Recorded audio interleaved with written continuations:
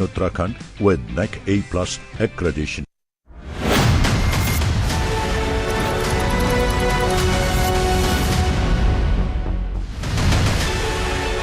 देवरिया में अतिक्रमण के खिलाफ अभियान चलाया गया और इस दौरान एसडीएम और दुकानदारों में तीखी बहस भी हुई। देवरिया में एसडीएम के नेतृत्व में अतिक्रमण हटाओ अभियान चलाया गया। 2 बुलडोजर से अवैध कब्जे को हटाया गया और कई दुकानदारों का चालान भी काटा। अतिक्रमण हटाने के दौरान एसडीएम और दुकानदारों में तीखी बहसबाजी भी हुई। अतिक्रमण हटाओ अभियान सुभाष चौक से लेकर बस स्टैंड तक करीब 1.5 किलोमीटर तक चलाया गया। बुलडोजर को देखकर ही कई दुकानदारों ने अतिक्रमण हटाना शुरू कर दिया। सड़क सुरक्षा अभियान के अंतर्गत आए दिन जाम की आ रही समस्याओं से निपटने के लिए जिलाधिकारी महोदय द्वारा बैठक करके नगरपालिका ईओ, सीओ सिटी एवं मुझे निर्देश दिया गया कि जो पूर्व में जो जाम की समस्या से निपटने के लिए अतिक्रमण हटवाया गया था, पुनः अतिक्रमण कर लिया गया था। उन अतिक्रमणकारियों के विरुद्ध एक व्यापक अभियान चला करके न सिर्फ उनका जुर्माना वसूल किया जा रहा है, साथ ही साथ अतिक्रमण के विरुद्ध भी कार्रवाई की जा रही है। सीएम योगी आदित्यनाथ ने ट्विन टावर गिराए जाने की समीक्षा की और नियमों का सख्ती से पालन कराने के निर्देश भी दिए। सीएम योगी ने Noida Supertech twin tower blast की तैयारियों की समीक्षा की। समीक्षा बैठक के बाद सीएम योगी ने निर्देश दिया कि टावर गिराने के मामले में मानकों का सख्ती से पालन हो। बैठक में सीएम ने कहा कि आसपास के आवासीय परिसरों को सावधानी के साथ खाली करा लिया जाए। बता दें कि स्थानीय प्रशासन 28 अगस्त को दोपहर 2:30 बजे ट्विन टावर गिराए जाने से पहले इसके पड़ोस में स्थित एमराल्ड कोर्ट और एटीएस विलेज सोसाइटी को सुबह खाली करवा देगा।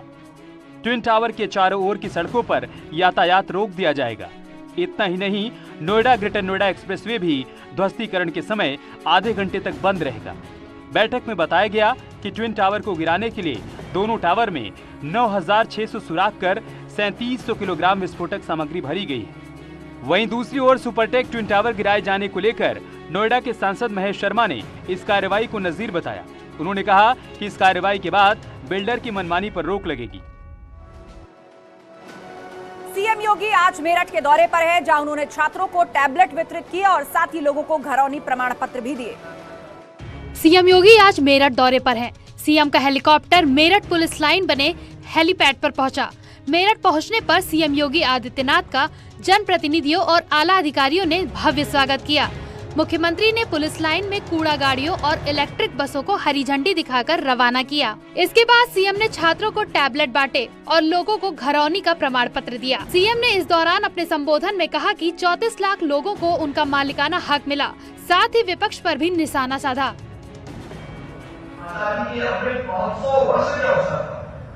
वो हम सब के लिए अत्यंत महत्वपूर्ण है और मुझे लगता है सबसे पहला दायित्व हम सबका बनता है कि अगर हमें अपने देश को दुनिया की एक बड़ी ताकत बनानी है, उसकी पहली शर्त होगी। कांग्रेस के वरिष्ठ नेता गुलाम नबी आजाद ने पार्टी से इस्तीफा दे दिया है और कांग्रेस पार्टी के मौजूदा हालात के लिए राहुल गांधी को जिम्मेदार ठहराया है। गुलाम नबी आजाद कांग्रेस से पूरी तरीके से आजाद हो गए हैं। कांग्रेस के साथ लंबे वक्त तक रहने के बाद वरिष्ठ नेता गुलाम नबी आजाद ने पार्टी से इस्तीफा दे दिया। साथ ही कांग्रेस के मौजूदा हालात के लिए राहुल गांधी को जिम्मेदार बताया। इस दौरान गुलाम नबी आजाद ने अपने इस्तीफे में कहा कि पार्टी के लगातार हार के पीछे राहुल गांधी ही कारण है। गुलाम नबी आजाद के इस्तीफे के साथ ही सियासत का बाजार भी गर्म हो गया है। पूर्व कानून मंत्री अश्विनी कुमार ने इसे कांग्रेस के लिए दुर्भाग्यपूर्ण बताया कि एक के बाद एक हर सीनियर नेता कांग्रेस पार्टी छोड़ रहा है। इससे एक बात तो जग जाहिर है कि कांग्रेस पार्टी में जो अंदरूनी त्रुटियां, खामियां, कमियां नजर आ रही हैं या आती रही हैं पिछले कई सालों से और महीनों से, उस पर कोई गहन विचार नहीं हो रहा। अश्विनी कुमार के अलावा मुख्तार अब्बास नकवी ने भी इस पर प्रतिक्रिया दी। वो शुद्ध रूप से पप्पू के चोचले और परिवार के घोंसले में सिमटी हुई पार्टी का बुरा हाल होने का फिर से एक बार संकेत दे रहा है। मेरठ की पटाखा फैक्ट्री में ब्लास्ट हो गया। हादसे में एक मजदूर की मौत हो गई जबकि कई जख्मी हुए। मेरठ के रोहटा थाना क्षेत्र में थाने से चंद कदम की दूरी पर बारूद के ढेर पर दर्जनों जिंदगी लगातार काम कर रही थी, लेकिन पुलिस को इसकी जरा सी भी भनक नहीं थी। जैसे ही फैक्ट्री में धमाका हुआ तो फैक्ट्री के अंदर काम कर रहे मजदूरों में अफरा तफरी मच गई। मजदूरों में कई महिलाएं भी शामिल थी, जो जैसे कैसे करके अपनी जान बचाकर भागी। जहां एक तरफ एक के बाद एक धमाके हो रहे थे, वहीं अंदर फंसे रह गए एक मजदूर की मौत हो गई।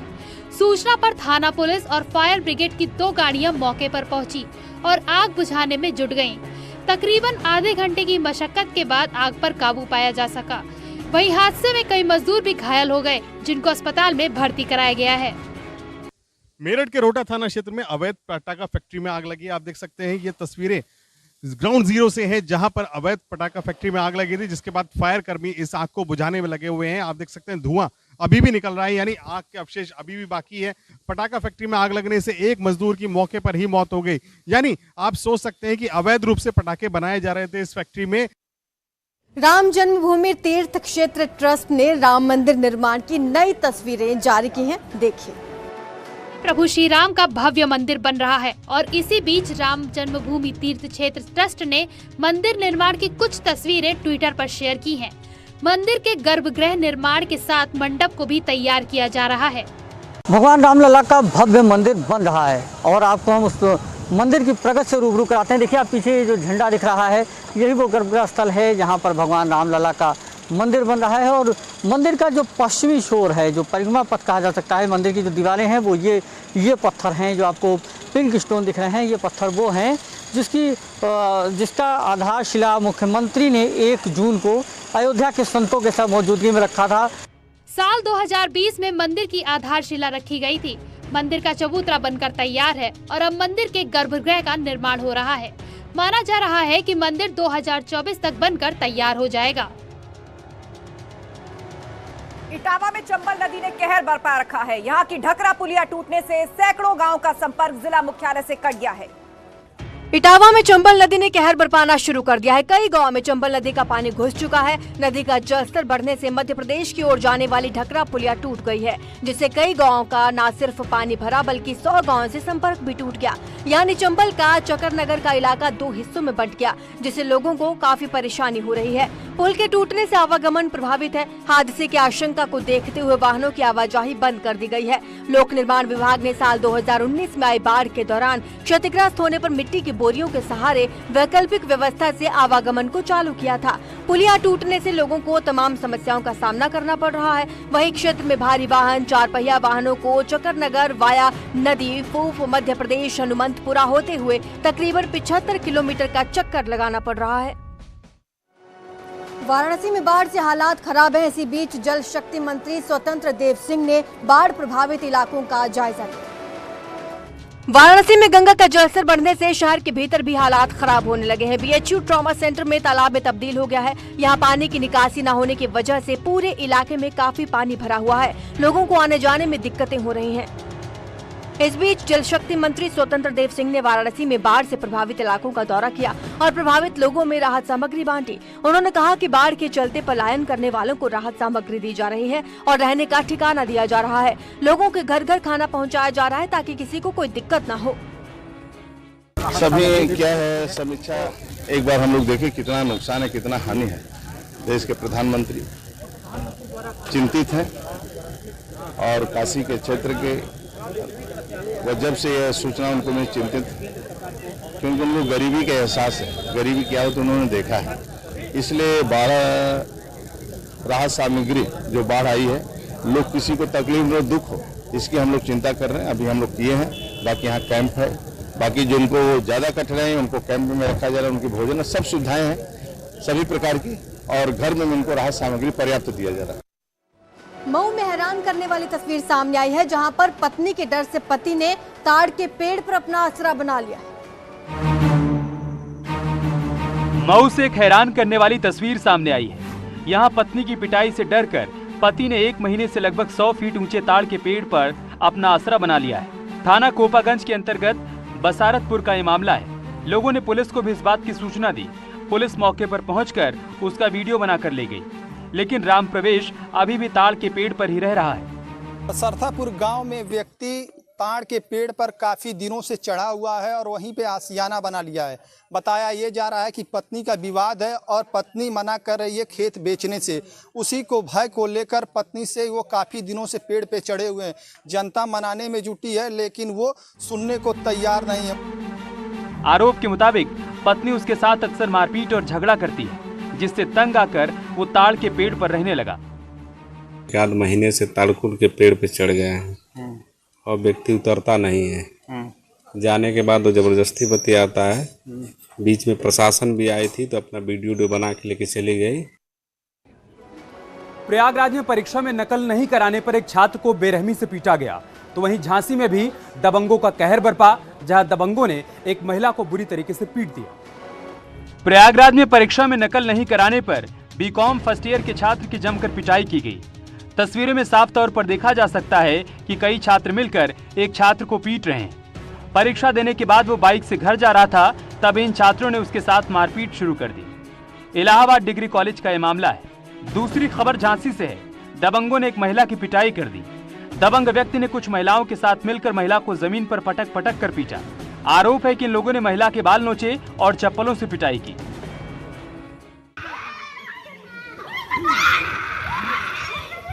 मारपीट का वीडियो सोशल मीडिया पर वायरल हो रहा है।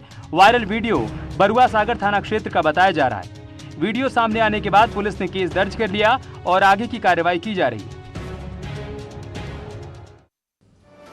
मुरादाबाद में हुए अग्निकांड में 5 लोग काल के गाल में समा गए। एक ही परिवार के 3 बच्चों और 2 महिलाओं की दर्दनाक मौत हो गई। पोस्टमार्टम के बाद आज 5 का अंतिम संस्कार किया गया।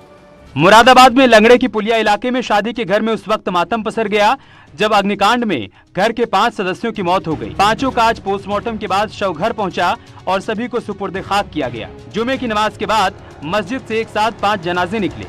इस दौरान पूरा इलाका गम में डूबा हुआ नजर आया और काफी संख्या में लोग नजर आए। इरशाद के घर की खुशियां लपटों में जल गईं। 3 मंजिला इमारत में लगी आग में पहली मंजिल पर मौजूद लोगों को बाहर निकालने का मौका नहीं मिला। आग की लपटों में झुलसकर बुजुर्ग मां, बेटी और उनके 3 बच्चों की मौत हो गई। सभी मृतकों का शव पोस्टमार्टम के लिए भेजा गया। पोस्टमार्टम के बाद घर पहुंचे शवों को आज दफनाया गया। सहारनपुर के देवबंद में पुलिस ने माहौल बिगाड़ने के आरोप में 4 लोगों को गिरफ्तार किया। सहारनपुर के देवबंद में पुलिस ने माहौल बिगाड़ने की कोशिश के आरोप में 4 लोगों को गिरफ्तार किया। आरोप के मुताबिक ये लोग गैंग बनाकर फ्लाईओवर के धार्मिक स्थलों पर और हिंदुओं के मकानों पर अंडे और पत्थर फेंकने का काम करते थे। इस तरह सांप्रदायिक माहौल बिगाड़ने की कोशिश करते थे। देवबंद क्षेत्र में कई धार्मिक स्थलों पर अंडा फेंकने की घटना को ये अंजाम दे चुके थे। सूचना मिलने पर पुलिस ने 4 आरोपियों को गिरफ्तार कर माहौल बिगाड़ने की साजिश को नाकाम कर दिया। देवबंद पुलिस ने देवबंद फ्लाईओवर से 4 युवकों को गिरफ्तार किया और इन युवकों के पास से अंडे की क्रेट और एक कार बरामद हुई है। और लगातार पिछले 2-3 दिनों से गोपनीय रूप से ये देवबंद पुलिस के पास सूचना थी कि इस तरह से कुछ युवक ओवरब्रिज के ऊपर से कुछ धर्मस्थलों पर और कुछ निवास स्थानों पर घरों पे अंडे फेंक रहे हैं। तो उस सूचना पर त्वरित कार्रवाई करते हुए देवबंद पुलिस ने ट्रैप लगाकर इनको पकड़ा। इन 4 की गिरफ्तारी की गई है। अगली खबर गोंडा से। जिला अस्पताल में इलाज न मिल पाने की वजह से पिता ने बेटे की ही गोद में दम तोड़ दिया। गोंडा में स्वास्थ्य विभाग के दावों के बिल्कुल विपरीत तस्वीर देखने को मिली। जिला अस्पताल में डॉक्टर्स की लापरवाही के चलते एक बुजुर्ग ने अपने बेटे की गोद में ही दम तोड़ दिया। बुजुर्ग की तबीयत खराब होने पर इमरजेंसी में बेटा सोहन लाल लेकर उनको पहुंचा। अस्पताल कर्मियों ने परिजनों को बाहर बिठा दिया। बुजुर्ग पिता को गोद में लेकर बैठा रहा बेटा और किसी ने भी हाथ लगाने की जहमत नहीं उठाई। बेटे का आरोप है कि गोद में ही पिता ने दम तोड़ दिया। इमरजेंसी में अंदर ले जाने पर ऑक्सीजन लगा दिया गया। कुछ देर बाद मृत होने की बात बताकर घर ले जाने के लिए कह दिया गया। सबसे हैरानी की बात तो ये रही कि इमरजेंसी में से शव बाहर लाने के लिए स्ट्रेचर भी मुहैया नहीं कराई गई। गोद में पिता का शव लेकर बेटे ने प्राइवेट गाड़ी में लादा और लेकर घर गया। मामले की भनक जब अधिकारियों को लगी तब उन्होंने मामले की जांच का आश्वासन देकर रफा दफा कर दिया। और एक बड़ी खबर इटावा से आ रही है, जहां पर परिवहन मंत्री दयाशंकर सिंह ने छापेमारी की है। ओवरलोडिंग गाड़ियों का उन्होंने जायजा लिया। मध्य प्रदेश से आने वाली गाड़ियों की चेकिंग की गई। इटावा के एआरटीओ को निलंबित करने के निर्देश भी दिए गए हैं। दयाशंकर सिंह ने इस बात के आदेश जारी किए हैं। जालौन एआरटीओ को कारण बताओ नोटिस भी जारी किया गया है और अय्या के एआरटीओ को भी कारण बताओ नोटिस जारी किया गया है। मंत्री दयाशंकर सिंह को देख सकते हैं आप, जो कि औचक निरीक्षण पर पहुंच गए। इस दौरान उन्होंने यहां पर अनियमितता पाए जाने पर कार्रवाई के आदेश दिए। ओवरलोडिंग गाड़ियों की चेकिंग की गई, जिसके बाद मौके पर अधिकारियों को सस्पेंड किया गया है। कौन है भाई? चलान करो सभी गाड़ियों को, तुमको निलंबित करेंगे। यहाँ रुक रहे हैं छोटे से ब्रेक के लिए, जल्द लौटेंगे कुछ और खबरों के साथ।